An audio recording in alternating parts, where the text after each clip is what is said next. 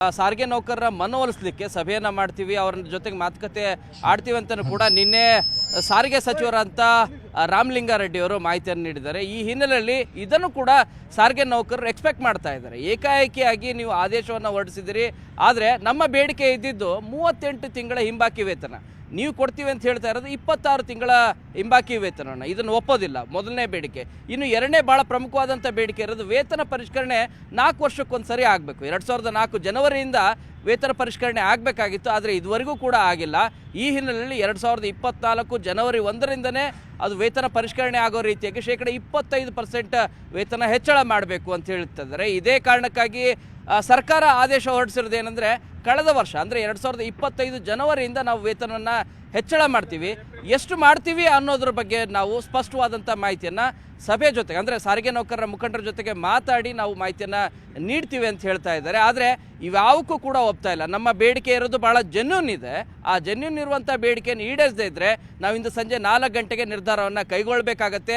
ಅಷ್ಟುವರೆಗೂ ಸರ್ಕಾರಕ್ಕೆ ಡೆಡ್ಲೈನ್ ಇದೆ ಅಂತಲೂ ಕೂಡ ಎಚ್ಚರಿಕೆಯನ್ನು ನೀಡಿದ್ದಾರೆ. ಈಗಾಗಲೇ ಫ್ರೀಡಂ ಪಾರ್ಕ್ನಲ್ಲಿ ರಾಜ್ಯದ ವಿವಿಧ ಭಾಗಗಳಿಂದನೂ ಕೂಡ ಸಾರಿಗೆ ನೌಕರರೆಲ್ಲರೂ ಕೂಡ ಆಗಮಿಸ್ತಾ ಇದ್ದಾರೆ. ನಮ್ಮ ಜೊತೆಗೆ ಸಾರಿಗೆ ಮುಖಂಡರಿದ್ದಾರೆ. ಹುಬ್ಬಳ್ಳಿಯಿಂದ ಬಂದಂಥ NWKSRTC ಕ್ಷೇಮಾಭಿವೃದ್ಧಿ SC/ST ಕ್ಷೇಮಾಭಿವೃದ್ಧಿ ಸಂಘದ ಅಧ್ಯಕ್ಷರು ಅವ್ರನ್ನೇ ಮಾತಾಡ್ಸೋಣ. ಸರ್, ಈಗ ಸರ್ಕಾರ ಹೇಳಿದೆ 26 ತಿಂಗಳ ಹಿಂಬಾಕಿ ವೇತನ ಕೊಡ್ತೀವಿ, 25 ಜನವರಿಯಿಂದ ನಿಮಗೆ ವೇತನ ಪರಿಷ್ಕರಣೆ ಕೂಡ ಲಾಗು ಆಗೋ ರೀತಿಯಾಗಿಂತೆ. ಇದನ್ನು ಒಪ್ತೀರಾ ನೀವು?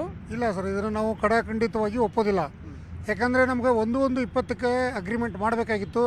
ವಿಳಂಬ ಮಾಡಿದ್ದು ಆಡಳಿತ ಮಂಡಳಿ ಮತ್ತು ಸರ್ಕಾರದ ಒಂದು ನ್ಯೂನತೆ ಅಂತ ಇಲ್ಲೇ ಹೇಳೋದಕ್ಕೆ ಇಷ್ಟಪಡ್ತೀನಿ. ಇಲ್ಲಿ ಕಾರ್ಮಿಕ ಮುಖಂಡರಾಗಿರ್ಬೋದು, ಕಾರ್ಮಿಕರದ್ದು ಇದರೊಳಗೆ ಯಾವುದೇ ನ್ಯೂನತೆ ಇಲ್ಲ.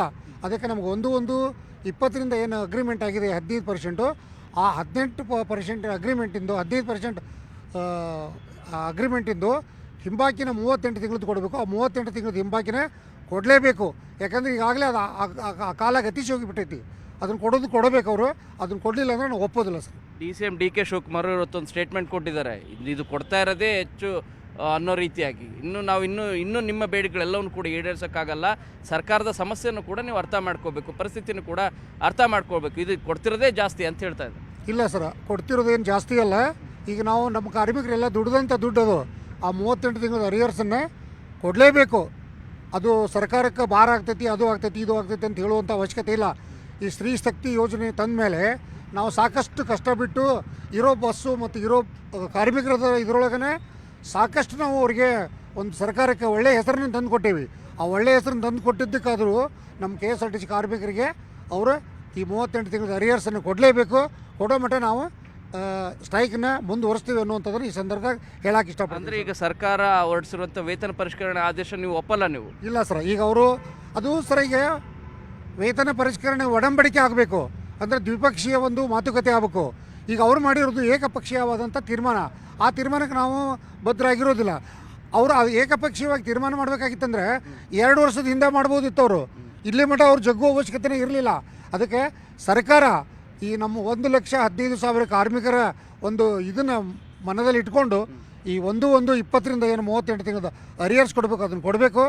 1/1/24ರಿಂದ ಆ ವೇತನ ಪರಿಷ್ಕರಣೆಯನ್ನು ಮಾಡಿಕೊಡ್ಬೇಕಂತೇಳಿ ನಾನು ಸ್ಪಷ್ಟವಾಗಿ ಹೇಳೋದಕ್ಕೆ ಇಷ್ಟಪಡ್ತೀನಿ ಸರ್. ಎಸ್, ಇವರು ತಮ್ಮ ಬೇಡಿಕೆಗೆ ಪಟ್ಟು ಹಿಡಿದಿದ್ದಾರೆ. ಒಂದು ವೇಳೆ ಬೇಡಿಕೆ ಏನಾದರೂ ಈಡೇರಿಸದೇ ಇದ್ದರೆ ನಾವಂತೂ ಮುಷ್ಕರ ಮಾಡ್ತೀವಿ ಅನ್ನೋದನ್ನು ಮತ್ತೊಂದು ಸಾರಿ ಅವರು ಪ್ರತಿಧ್ವನಿಸ್ತಾ ಇದ್ದಾರೆ.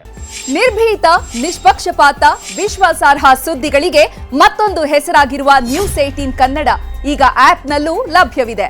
ದಯವಿಟ್ಟು ಇಲ್ಲಿರುವ QR ಕೋಡ್ ಅನ್ನು ಸ್ಕ್ಯಾನ್ ಮಾಡಿಕೊಂಡು ಆಪ್ ಡೌನ್ಲೋಡ್ ಮಾಡೋದಕ್ಕೆ ಮರಿಬೇಡಿ. ನಿಮ್ಮ ಬೆಂಬಲ ಹೀಗೆ ಸದಾ ನಮ್ಮೊಂದಿಗಿರಲಿ. ಧನ್ಯವಾದ.